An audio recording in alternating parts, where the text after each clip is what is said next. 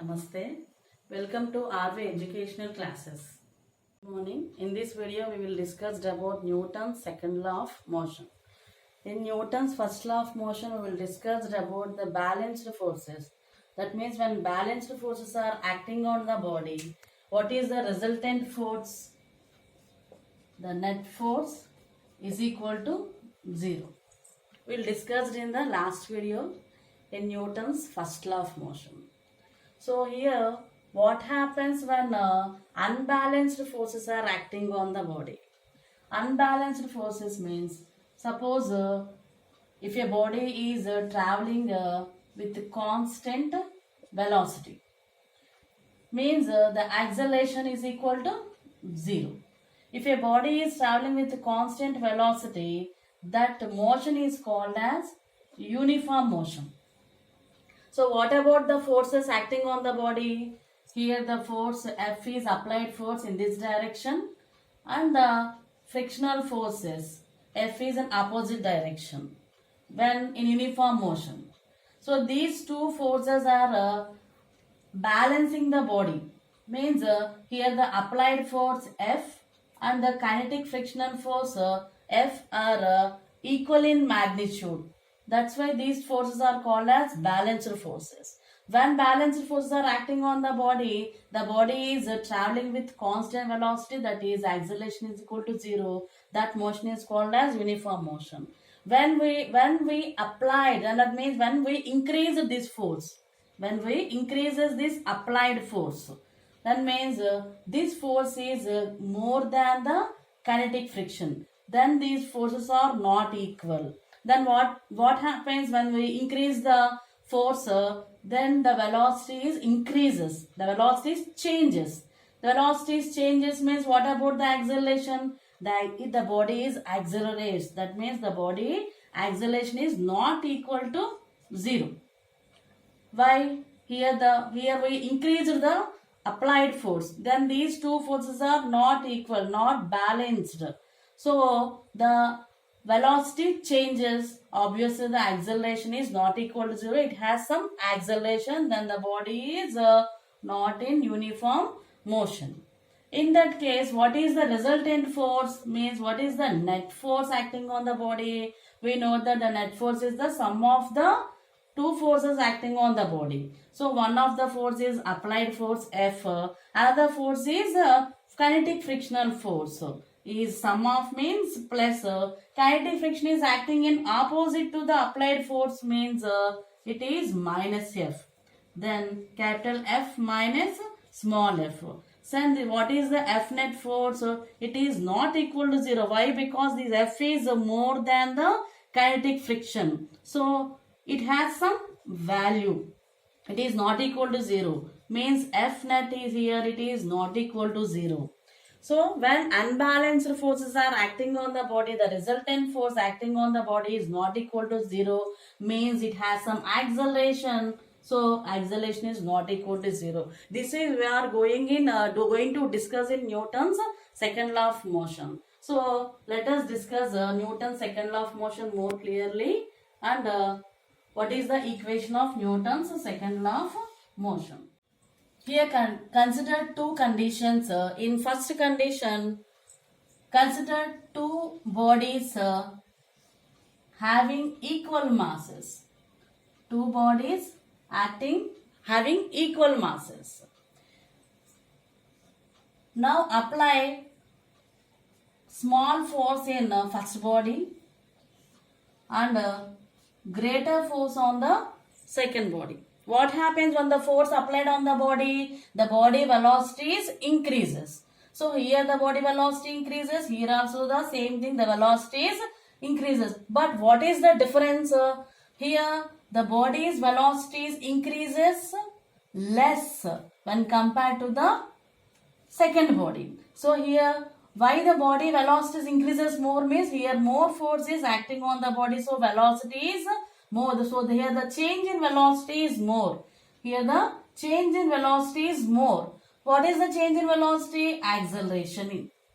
So here also the body accelerates, but here the acceleration is less when compared to second body. Why? Because here the more force is acting on the body. So here just understand the relation between force and acceleration. So when small force is acting, the acceleration is less. When greater force is acting, the acceleration is more. So what is the relation between force and acceleration? This relation is directly proportional. Means here the acceleration is directly proportional to force acting on the body. Here two bodies having same mass. Means here mass is constant here. We consider mass constant. So the relation is acceleration is directly proportional to F. So take it as a first equation and consider the second case. So here also the two bodies. Consider two bodies. But here by seeing the diagram we will observe that is here it is small mass and this is greater mass.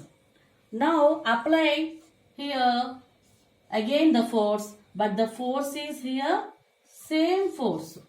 Same force is acting on the body. Then what happens? Here also the body accelerates. But what is the difference? But here the mass is less, here the mass is more. Which body accelerates more? Which body means accelerates more? Means here the acceleration is more. Why? Because here the mass is less. Here the mass is more means here the acceleration is less. So what is the try to understand the relation between mass and acceleration? If we take the less mass by the application of the force step, the body accelerates more. Here mass of the body is more. So application of the same amount of force, the body accelerates less amount when compared to the first body. So what is the relation? When mass is less, acceleration more. When mass is more, the acceleration is less. So they are not directly proportional. If one increases, other one is decreases. If one decreases, another one is increases. So these two are inversely proportional. This is acceleration is inversely proportional to mass. So take it as second equation. By first and second relation, we will observe that is acceleration is directly proportional to, here it is force and it is mass. So remove this proportional. So what we will get, so I am just reversing this, F by M proportional to A. So by removing this proportional, we will place equal. Instead of proportional, we will place a proportionality constant, let it be K. K and as it is A. Then when M go to that side, F is equal to, so K as it is and M go to that side, it is MA. So here when K is equal to 1, then F is equal to MA. So this is Newton's second law of motion. This is F is the force applied and mass is the M is the mass of the body, A is the acceleration of the body.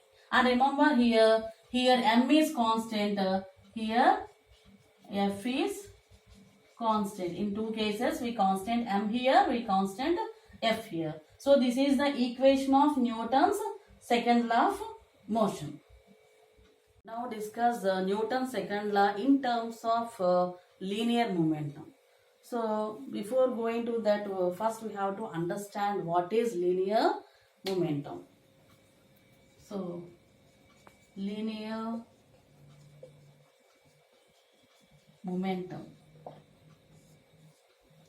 So to understand linear momentum, again we consider two cases. In the first case, consider two bodies having different masses. Two bodies having different masses. But here the two bodies are initially traveling with same velocity. So two bodies having different masses, M, here the capital M, are moving with the same velocity. Means here the velocity is constant. So if you want to stop the two bodies, we have to apply the force on it. So on which body we have to apply more force to stop the body? On which body we have to apply more force to stop the body? Means second body. Yes, second body. Why? Because the second body has the more mass when compared to smaller body. So here the more force is required to stop the second body. So here force is depend upon mass. The force is depend upon mass. Now consider the second case. Here consider two bodies but having equal masses. Equal masses. The first body is traveling with the velocity u and the second body is traveling with more velocity, let it be v. So again, if you want to stop the two bodies, we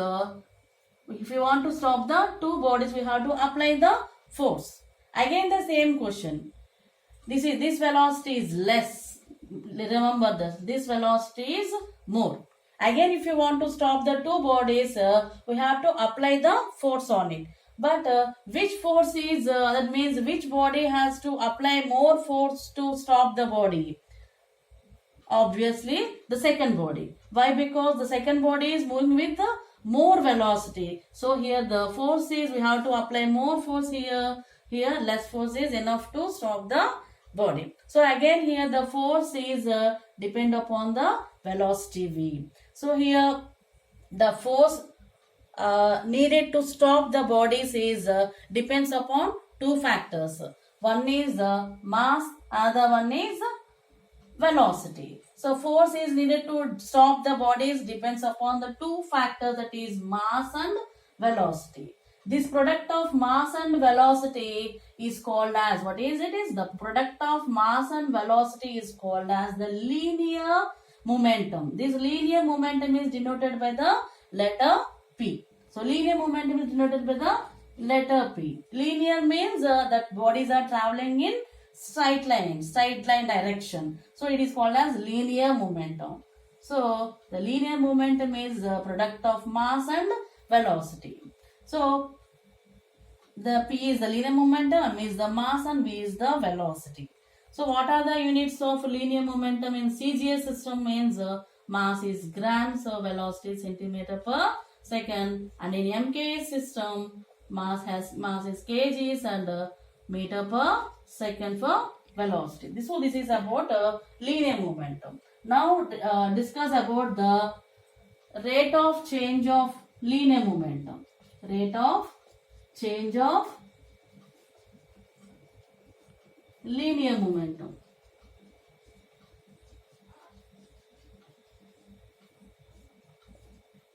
Let's understand what is the rate of change of linear momentum. So consider a body having the mass m is initially moving with velocity u. So what is the linear momentum here? Here the body having the mass is moving with initial velocity u. So what is the linear momentum of the body? So the linear momentum, it is denoted by letter P. Initially means I am representing P1. So the linear momentum is the product of mass and velocity. So it is m into u, that is mu. So that is, it is 1. If you apply the force on this body, if you applied F force on the body, then what happens? Obviously the velocity is increases. So now the body is traveling with the velocity v, but the mass is same. So now what is the linear momentum? Now the linear momentum P2 is mv. Take it as second equation. So by the application of the force, the linear momentum is changed from mu to mv. So initially the linear momentum is mu. By the application of force, the linear momentum is changed to mv in the time interval t. So what is the change in the linear momentum? Change in the linear momentum.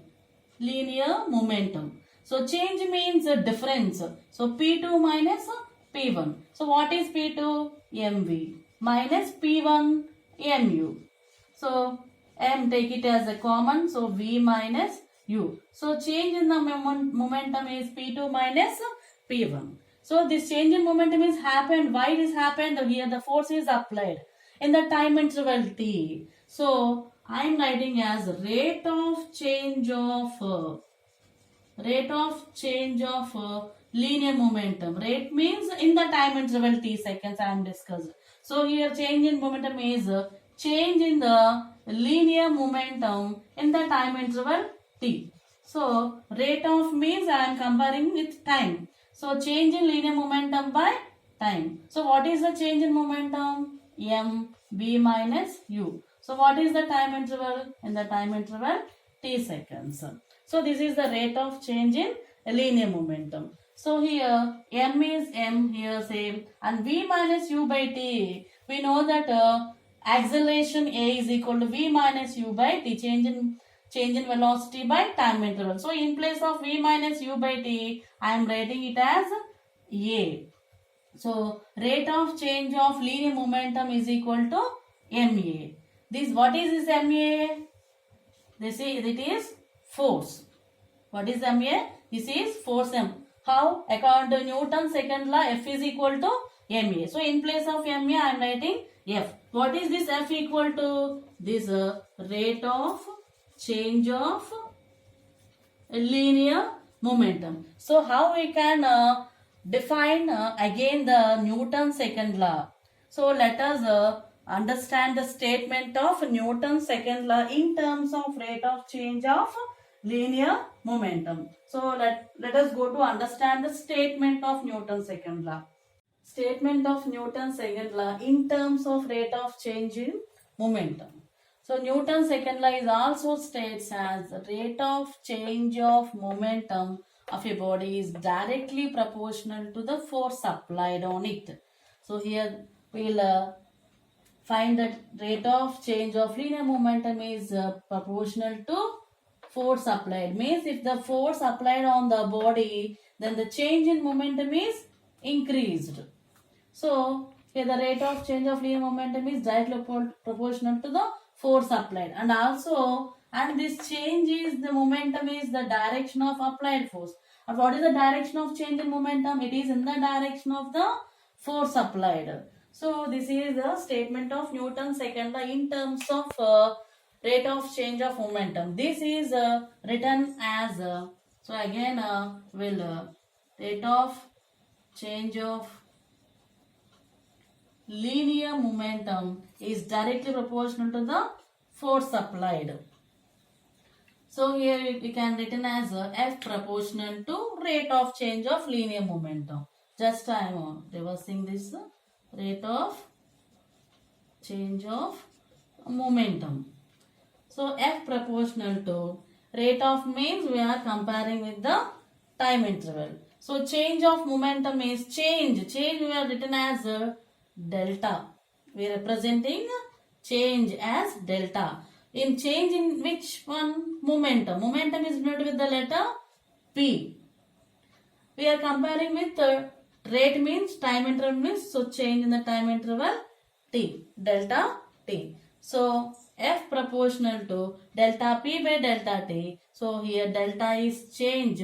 P is the product of mass and velocity. So here I am writing in place of P as mass and velocity, and delta T as same delta T. So here delta change in mass and velocity. So just I am writing the statement as here. So delta mass into velocity means change in the mass, change in the velocity. So by the application of the force here by applying the force, obviously the velocity is increases, so the momentum is also changes, but the mass of the body is remains the same. Here the mass is remains same. There is no change in the mass. So but in some cases the mass of the body is changes. Very rare cases means when the mass of the body is changes means when the force of the when the velocity of the body is nearly equal to the velocity of the light. In such cases, the mass of the body is slightly changes. According to theory of relativity, when the body is traveling nearly with the velocity of light, light means 3 into 10 power 8 meter per second. With that much velocity or nearly to that much velocity, if a body or a particle is moving or traveling, then the mass of the body is slightly changed. How much the mass of the body is changes according to theory of relativity means m is equal to m naught by root of 1 minus v square by c square. So this is the formula. So by calculating the initial according to this formula, m naught is the initial velocity and v is the velocity of the body and c is the velocity of light. So this is the change in velocity, means velocity is increases, the body velocity, so not velocity, the body mass is increases when the body is traveling with the velocity nearly equal to the velocity of light. But if the body traveling with the smaller masses, not equal, not that much velocity, if the body traveling with smaller velocity, then there is no change in the mass of the body. So the mass is no changes in in such cases. So mass is here constant. So the mass is removed from this. So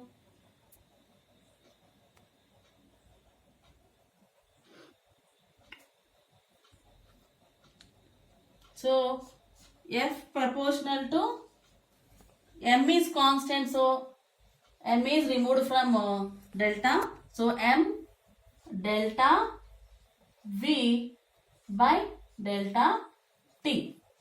So F proportional to m, delta v means change in velocity.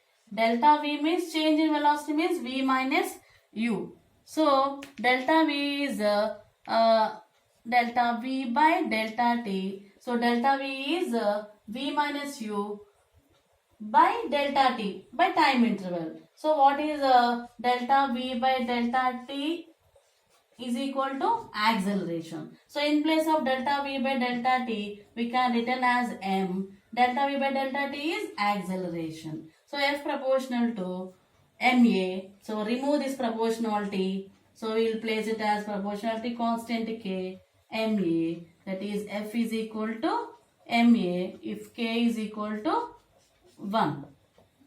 So this is Newton's second law. So Newton's second law can be derived from the in terms of rate of change of velocity. So from rate of change of linear movement, we will find the Newton's second law. So Newton's second law can be derived in this way also. Thank you for watching this video. If you like this video, please like, share and subscribe it.